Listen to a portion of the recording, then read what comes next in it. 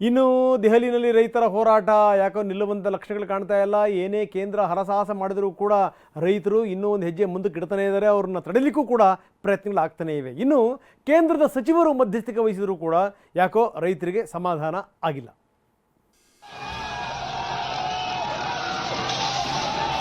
अन्यथा आपके खिलाफ कानूनी कार्रवाई की जाएगी।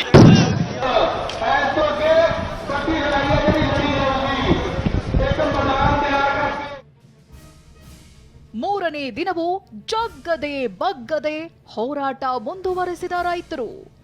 ಹತ್ತಿಕ್ಕಲು ಯತ್ನಿಸಿದ್ರೂ ರೈತರ ಹೋರಾಟ ತೀವ್ರಗೊಳ್ತಿದೆ. ದಿಲ್ಲಿ ಸುತ್ತ ರೈತರ ಧರಣಿ ಮೂರನೇ ದಿನ ಮುಂದುವರೆದಿದೆ. ಇವತ್ತು ರೈತ ಪಂಜಾಬ್ನಲ್ಲಿ ರೈಲು ತಡೆದು ಆಕ್ರೋಶ ಹೊರಹಾಕಿದ್ರು.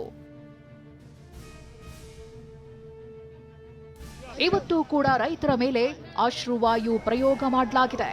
ಪಂಜಾಬ್ನಾದ್ಯಂತ ಇಂಟರ್ನೆಟ್ ಸ್ಥಗಿತಗೊಳಿಸಲಾಗಿದ್ದು 30,000ಕ್ಕೂ ಹೆಚ್ಚು ಬಾರಿ ಅಶ್ರುವಾಯು ಸಿಡಿಸಲಾಗಿದೆ. ಪಂಜಾಬ್ನಿಂದ ಮೆರವಣಿಗೆ ಹೊರಟ ರೈತರನ್ನ ದೆಹಲಿಯಿಂದ ಸುಮಾರು 200 ಕಿಲೋಮೀಟರ್ ದೂರದಲ್ಲೇ ತಡೆಯಲಾಗಿದೆ. ಯುಪಿ ರೈತರು ದೆಹಲಿಯತ್ತ ನುಗ್ಗಲು ಯತ್ನಿಸಿದಾಗ ಅವರನ್ನ ವಶಕ್ಕೆ ಪಡೆಯಲಾಗಿದೆ.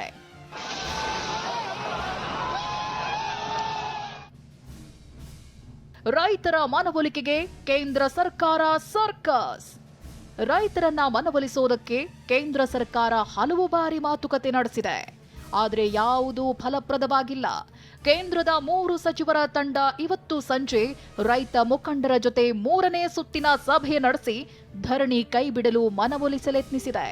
ಆದರೆ ಯಾವುದೇ ಪ್ರಯೋಜನವಾಗಿಲ್ಲ. ಫೆಬ್ರವರಿ 18ರಂದು ಎಲ್ಲ ರೈತ ಮತ್ತು ಕಾರ್ಮಿಕ ಸಂಘಟನೆಗಳ ಜಂಟಿ ಸಭೆ ನಡೆಸಲು ನಿರ್ಧರಿಸಲಾಗಿದೆ. ಈ ತನ್ಮಧ್ಯೆ ಇಂದು ರೈತರು 3 ನಿರ್ಧಾರ ಕೈಗೊಂಡಿದ್ದಾರೆ. ರಾವಣನನ್ನೇ ಮೀರಿಸಿದ ಕೇಂದ್ರ ಸರ್ಕಾರ ಅಂತ ಸಿಎಂ ಕಿಡಿ. ಅನ್ನದಾತರು ಬರುವ ರಸ್ತೆಗೆ ಮುಳ್ಳು ತಂತಿ ಹಾಕಿರೋದಕ್ಕೆ ಸಿಎಂ ಸಿದ್ದರಾಮಯ್ಯ ಕಿಡಿಕಾರಿದ್ದಾರೆ.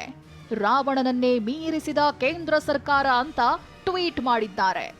ಅಲ್ಲದೆ ಕರ್ನಾಟಕದ ರೈತರನ್ನ ಬಿಡುಗಡೆ ಮಾಡಬೇಕು ಅಂತ ಮಧ್ಯಪ್ರದೇಶ ಸರ್ಕಾರಕ್ಕೆ ಪತ್ರ ಬರೆದಿದ್ದಾರೆ.